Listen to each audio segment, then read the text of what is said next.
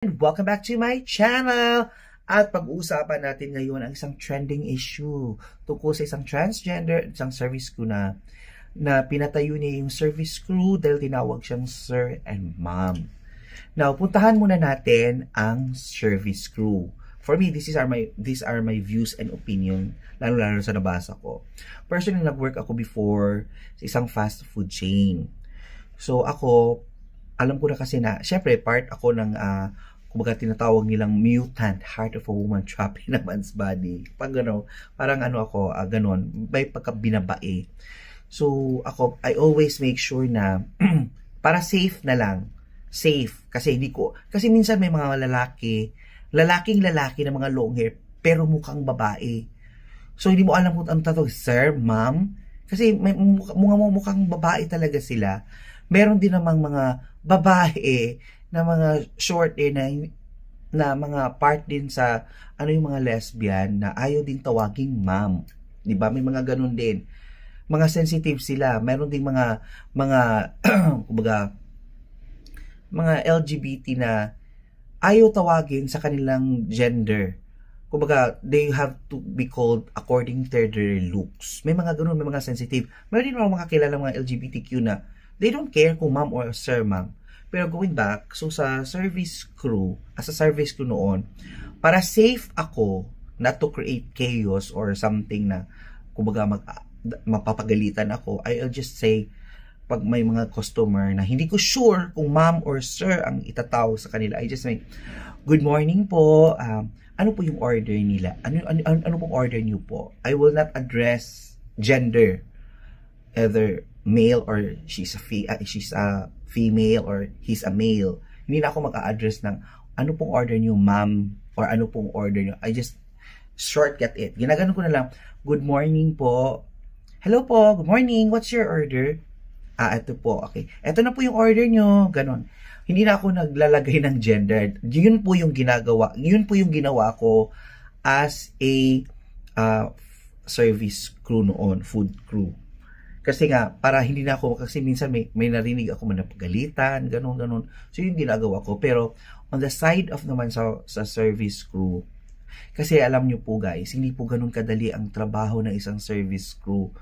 Yung 8 hours kang tatayo, 7 hours kang tatayo, 6 hours kang tatayo, tapos minsan, sobrang dami pang customer. Alam mo yung utak ng service crew na, alam mo yung, you have to kumbaga magiging versatile ka. So, sometimes, yung presence of mind nila, minsan nakakalimutan nilang, yung iba naman is not well informed about that kind of topic na kailangan, when you see someone na mukhang, you have to call them by their look, siguro, ganon. So, hindi pa sila na-orient yan. Hindi pa masyado yan na nadidiscuss. So, sa part naman ng service crew, I feel pity on him. Kasi nga, bakit mo kailangan ipatayo siya? Bakit mo kailangan parang ipahiya siya? Dahil tinawag ka lang na sir, parang tapakan mo na. Alam mo yung service crew na yun really work hard para umingkam, para sa family niya or para sa pag-aaral niya. You could have just addressed him. Oy, Ginoo, kikita mo naman siguro yung itsura ko. Don't call me sir, ha? Next time. Parang, if you are, kumbaga, well-bred, o kumbaga, kung may manners ka, and you want the world to be informed, na, huwag nyo na kaming tawaging sir, kasi nga mukhang babae na kami, then teach them. You don't have to, parang pahiyain ang tao. You don't have to, para ipakita sa buong mundo na, ay, nako, kailangan mo, parang, you're forcing something na in yung parang kakaibang you have to teach them or you have to inform or educate. Yun lang kasi ang kailangan educate. Kung pag tinawag kang sir, oy, look at me, do I look like a sir? So you just inform in a manner na hindi naman siya mapapahiya, at the same time ma-educate pa siya, ma-share niya pa yon sa mga kasama niya. Sasabihin niya, uy, pag next time daw, dapat, syempre, importante yun It's a matter of communication. Good communication, and then you just teach them. You just teach them na, Oy, next time, hindi mo na ako tatawagin, sir ha, ma'am, ma'am. Again, ma'am. In a manner of, syempre, communication pa rin yun eh. Voice and the way you teach, turuan mo para hindi mo na kailangan ipahiya yun. Kaya naman sa may mga friend nga ako, mga LGBT, mga trans, kumbaga, mga trans talaga, they look like a girl, kumbaga mga girl talaga. Tsaka may mga service ko din na syempre hindi pa na-inform on this kind of, natatawag sila, sir, pero dead pa sila. Because ma'am and sir, ito ha, ma'am and sir, yung ganong mga words, ma'am and sir is a sign of respect. Respect yan, di ba? Di ba, pag pumunta yung mga, syempre, pag nasa school tayo, bang tawag sa mga teachers natin, di ba, ma'am and sir. So, refers to respect yun. Minsan lang naro-wrong ang address. Kasi ngayon, lalong-lalo na yung mga, nag-evolve, kumbaga, evolve yung term namin sa mga comedian na nag-transform na into a lady. They want to be called according to their looks. But let's just be open na minsan kasi may mga, kahit maging mukhang babae na tayo, may mga pagkakamali talaga yung mga ma'am and sir, and then, that is a sign of respect. It's a matter of educating. Educate mo yun. If you don't want to be called ma'am or sir, then teach them.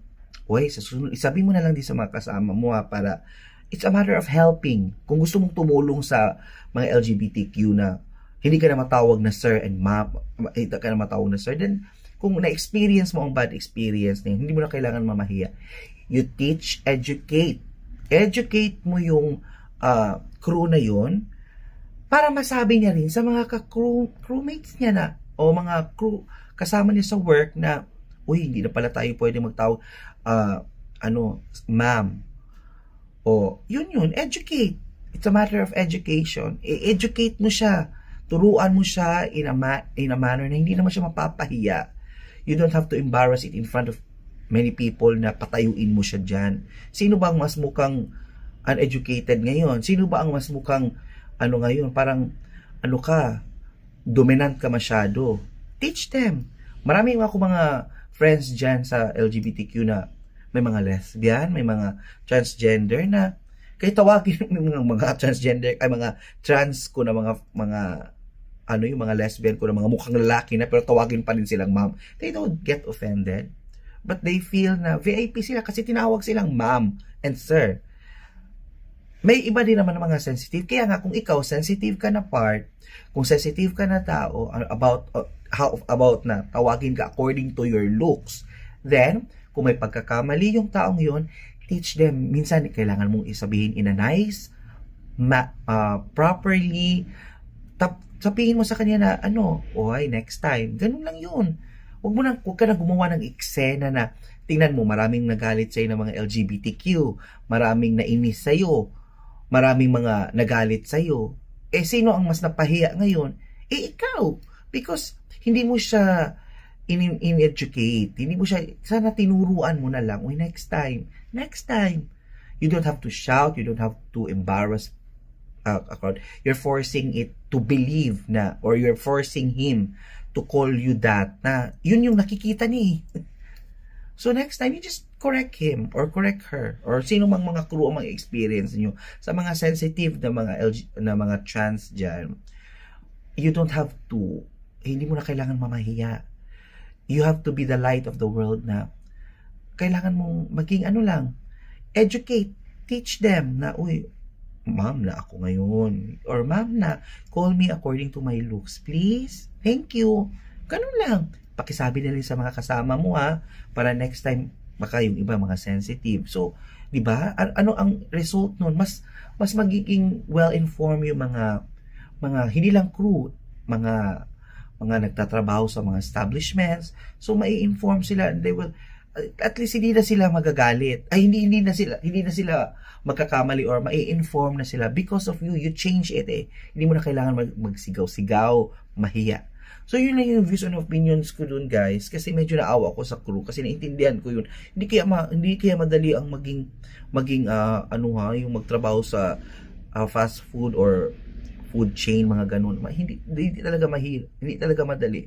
Mahirap talaga siya, guys. Ang kailangan ng mundo ngayon is hindi po perfect. Ang kailangan po is understanding, teach or education, communication, proper communication, the intonation of the voice, the way your facial expression, para you don't need to create case masyado ng magulo ang mundo. Huwag na nating dagdagan pa.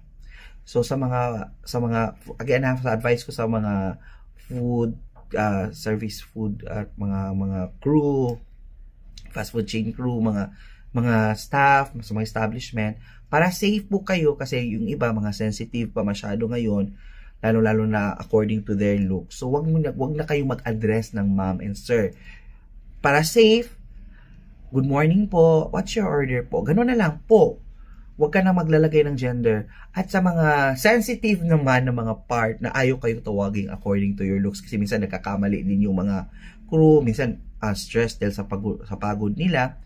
If you feel na, ay, tinawag niya akong sir mo, then educate. Okay, next time ha, please. Kaya nga tinawag ng mga ano, di ba?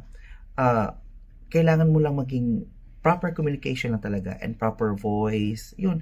Okay, kailan next time, ayusin mo na. Huwag mo na akong tawagin. Paki-inform na lang din sa mga kasama mo, kasi marami rin mga sensitive na mga kagaya ko. So at least you'll be informed.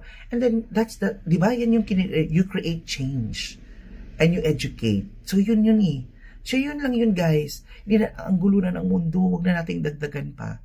Let's spread love, kindness, happiness, and knowledge. Papasa-pasa na yun eh. Yun lang yun. So, yun lang po yung opinion ko, guys. So, there you have it. Thank you so much.